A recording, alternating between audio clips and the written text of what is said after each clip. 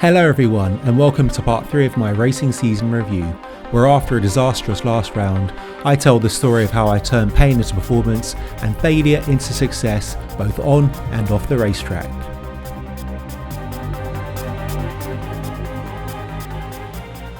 Hey everyone, thanks for watching and welcome to this part 3 of the review of my first ever season of car racing in 2022. For those of you who watched the first two parts of my season review, you'll see from part 1 in my first ever car racing weekend, it was what I considered to be a success, even though there were some ups and downs along the way.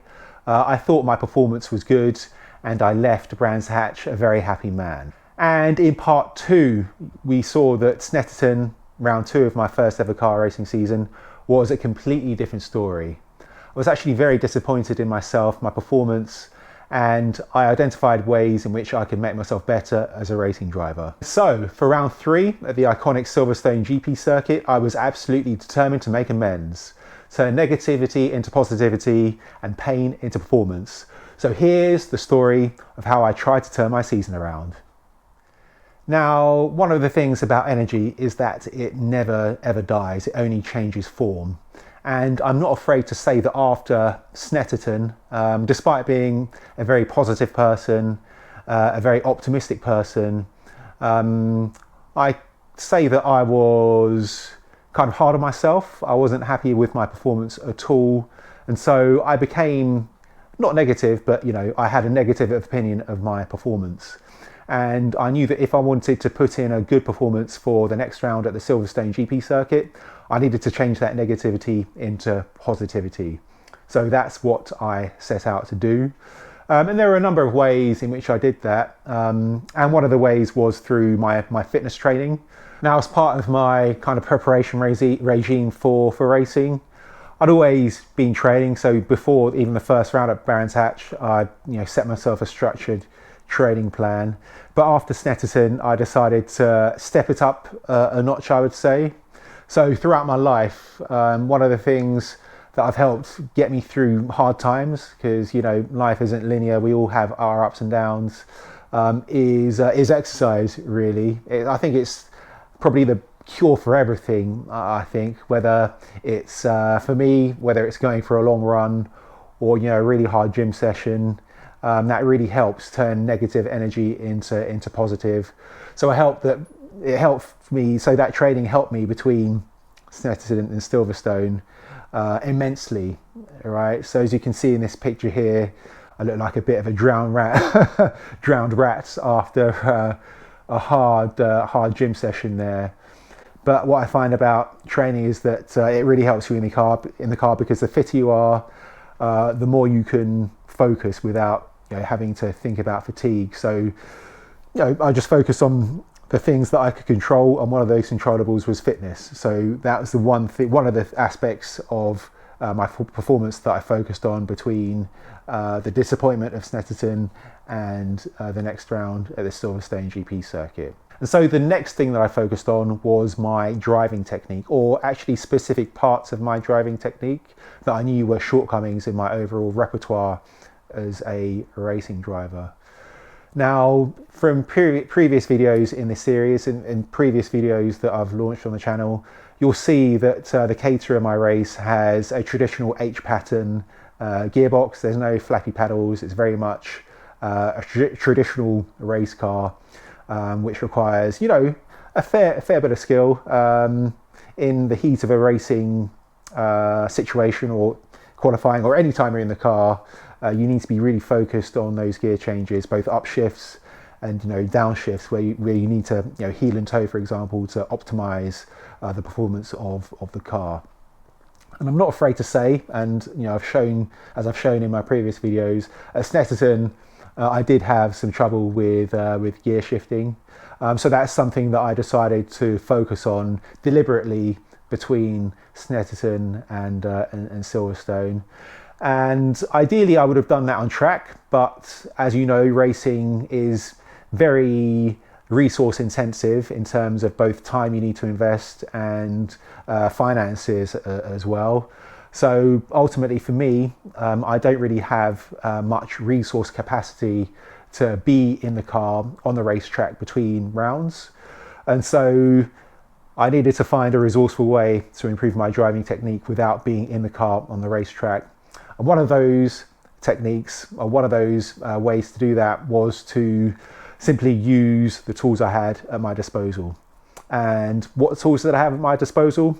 Well, I had a play seat, which I've had for many years. I had a Logitech steering wheel and pedal set, which I've also had for many years. And I had a PlayStation 4, no, not a PlayStation 5, yes, a PlayStation 4, which I've had for many years, and a PS4 copy of Assetto Corsa, which I've had for a little while as well. Now, compared to other simulation products on the market, I'd say that it's pretty basic, but you know, you've got to work with what you had. So with all of those tools I had, the play seat, the Logitech steering wheel, pedals, I forgot to mention that I had a Logitech H pattern gear shifter as well. I went to work honing my driving technique. So I spent quite a lot of time on the game quite regularly, just practicing laps around the Silverstone circuit, which wasn't perfect because the game on the PS4 didn't have my Caterham on it. I think I was practicing with a Lotus Elise, for example. So the driving dynamics were quite different. I recall that Lotus Elise being fairly understeery compared to my Caterham, so it wasn't perfect, but I got to learn the track layout before I went there. And most importantly, I was able to deliberately practice my shifting on an H pattern gearbox away from the actual racetrack itself. So that's another thing I decided to focus on. So in addition to the extra fitness training and the training using the simulation resources that I had at my disposal, I also want to touch upon mixing being a racing driver with having a full-time job. So as I've mentioned in my prior videos, I'm not a professional racer. You know, racing is something that I do on the side of my day-to-day job. And so the round at Silverstone just highlighted how challenging that can be at times. So the race weekend typically runs from Thursday to Sunday in the championship that I was racing in last year. So Thursday and Friday are testing, and then Saturday and Sunday are qualifying and the two races. But for me personally, due to budgetary and timing constraints, I typically was only able to do the Friday. But on the Thursday of the race weekend before Silverstone, I actually had a conference that I had to attend at work in central London. So logistically, that actually presented itself with a bit of a challenge, because typically on a Thursday evening, I would be packing up my car and driving to whatever circuit I would be racing at. So on the week of the Silverstone round, I had to pack my car and my gear a couple of days early, which is, you know, quite time consuming in itself. And then on the day of the conference on the Thursday, so at the beginning of the race weekend really, I probably left the conference at about 5:30 p.m, took the train from central London to where I live on the outskirts of London, and then finished my packing, which was done by about, say, 9 p.m. So by about, it was only by about 9:30 I was able to pack up the car and make the drive to the Silverstone Grand Prix Circuit. Now, I didn't really want to be setting up my awning in the paddock on that Friday morning, because it would just leave me flustered and with too many things to do. So that meant I made the decision to set up my space in the paddock on the Thursday night when I eventually got to Silverstone after that long drive and after a full day's work. So yeah, I probably got to the Silverstone circuit at about 10:30 p.m. and it was absolutely pitch black, and there was actually no one there. There were a few people in their camper vans there, but I think they were probably fast asleep at the time. But I just decided to set up my awning there and then by myself. Normally I'd have help from a few other people, but by that time I think everyone that was at the circuit that was there camping was asleep. So I actually have to apologise to them now for any noise I made from trying to set up my awning and any expletives that came out my mouth from the difficulty of doing that alone. Like I said, it was pitch black, so I actually got my phone out and used the torch on that, and I had a tripod in one of my bags because I might have needed it, and I needed it then. So I put this tripod with my iPhone on it, switched on the torch, put it on top of my car, and then went to work with putting up my awning alone, which was quite a bit more difficult than you might imagine, because the awning has a frame. It was a 3 meter by 3 meter one, and there was a canopy on it as well. So yeah, I had to do a lot of contort myself in a lot of different ways to eventually get it set up. But I was happy eventually when it was done. Then after that, after I was happy with it, I'd secured my spot, I put my awning up. It was time to drive back to my room in my travel lodge, which was another 15 minutes drive away from the circuit, and then unpacked, got as much shut-eye as possible. I think I probably got about 5 hours of sleep that night, and then got back to the circuit for 7 o'clock that morning to begin the day of testing in earnest. So I just wanted to give you that little story to give you, or just let you know how motor racing isn't all that glamorous. When you think motorsport, you think of racing driver, you think of Formula One, you think of all these international locations and that all that kind of related stuff. But at grassroots level, the level I'm racing at, it's not glamorous at all. There's a lot of work that needs to go into it, both off the track and on the track in the paddock. So that's something I wanted to highlight to you all. And then that brought us to Friday testing at Silverstone, and it's in this part of the video that I want to talk about the importance of coaching. So whether you're a racing driver, a business person, or you're operating in an area in which you want to get better, I think coaching is actually imperative, because as human beings, we don't know what we don't know, and quite often we have blind spots, even if we think we're the best at something. So one thing I identified throughout the 2 rounds I raced at is that a lot of the drivers that seem to be at the top of their game, towards the top of the grid, the highest performers, had coaches. And so for this particular race weekend at the Silverstone GP circuit, I decided to enlist the services of a coach to guide me through Friday testing, to help give me a good baseline for the rest of the weekend. So James, if you're watching, I salute you. Thanks very much for your help. I found that particular testing session, or the day of testing on Friday at the Silverstone GP circuit, absolutely immeasurably beneficial. So thank you. In conjunction with James, my coach for the day, we just methodically went through each session and reviewed my footage, just to try and make incremental improvements here and there, to try and make some marginal gains on my driving. And I identified that there weren't any really massive issues with my driving. It was just a few little things here and there, but it's those few little things here and there that can add up to a few tenths of lap time, which can be absolutely valuable in both qualifying and racing. So I really enjoyed that process of working with him and just seeing my driving and lap times improve throughout the day. It can actually get that, for me, that improvement can actually get quite addictive. So I really enjoyed that process. So I'd say that testing was great, and I felt primed and ready for qualifying the next day. However, in qualifying, the conditions were extremely different.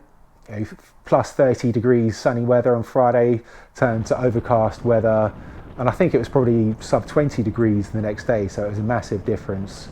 So I needed to bring kind of an open mindset to qualifying, because it started to drizzle as well. So I decided to take the confidence that I developed from testing on Friday into qualifying and did my absolute best. However, there was a lot of traffic, and if I'm honest with you, it felt like more of a race than qualifying. And then I found out after qualifying that I'd qualified 21st, which I'm not going to lie, after the work I put in testing, and with that being a similar qualifying position to the previous round at Snetterton, I was actually quite disappointed. However, this time there was a massive difference, and that was my mindset. I knew from testing that, from my pace in testing and my consistency in testing, that I was on for, a better driving performance than I'd put in at Snetterton. So despite that poor qualifying performance, I was absolutely determined to put in the best performance I could for the race, and I was confident that I could do so. And so a few hours later, when we lined up on the grid for race 1 at the Silverstone GP circuit, I was primed, I was ready, and I was absolutely determined to do the best that I could. So for race 1 at Silverstone, another element was thrown into the mix, and that was rain. Now, I'd never actually raced in the rain in the car before, so it was time to either sink or swim. So I was determined to swim. And then it was game time. So after the absolute shame and embarrassment of not having the car in gear on the grid at Snetterton for race 1, at Silverstone for race 1, I was absolutely determined to get the best start that I could, and I got an amazing launch off the line. A launch that was so good that it didn't matter that I missed third gear, and decided to go on a mission to make as many places as I could in the 20 minutes we had in the race. Now, by this time in the race, there was a fine drizzle in the air. It wasn't that heavy, but it gives you the actual kind of perception that it's raining quite hard, especially when you're driving along the racetrack and you can see the rain and the moisture streaming off your windscreen.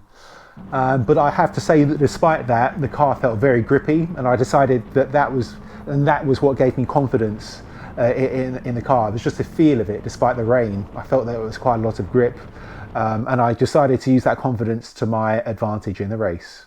Now, it wasn't all plain sailing throughout the race. Even though I started to make good progress throughout the field, there are quite a few incidents that I had to navigate my way past and stay out of trouble of and get through.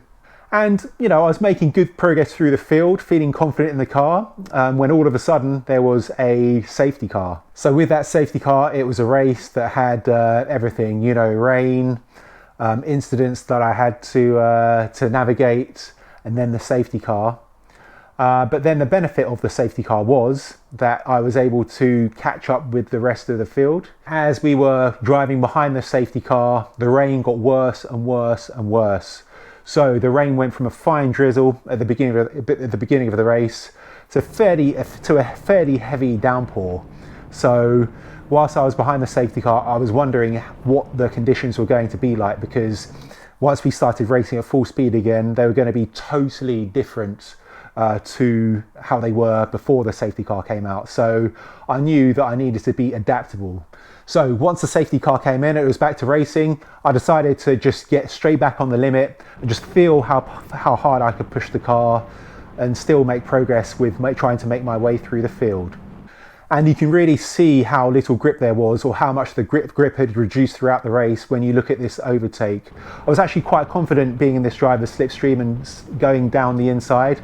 But as you can see, compared to previous laps, there was absolutely zero grip. So I really had to work with the car and just use the feel I had to make sure that, when I came off the brakes, I was still on track and made that move stick. And after that move, I knew that there wasn't really much time left in the race. So I had to really balance my aggression and being careful not to throw the car off track in the wet conditions. I almost did at one point, as you can see here, to try and just get the best result that I could. And then I could see the pack in front, and to be honest with you, for a moment I felt that I could catch up with them, and felt that I had the pace to at least be on their tail, if not overtake. But I simply ran out of laps. But nevertheless, I knew that I'd done a good job. And so after the bad weekend at Snetterton, when I crossed that finish line, I didn't know where I came, but I knew that I put in a good performance. I knew that I made substantial progress from the grid position of 21st, and so at that time I was just really happy with myself and was ecstatic, to be honest with you. It was one of the best feelings in my life, and I just knew that, as I said, turning that pain into performance and just putting in that extra hard work between the rounds had paid dividends. And then when I parked up in the Parc Fermé area after the race, I found that I'd finished 7th, which was absolutely amazing. I'd overtaken 14 cars, and to be honest, the vast majority of those were before the safety car.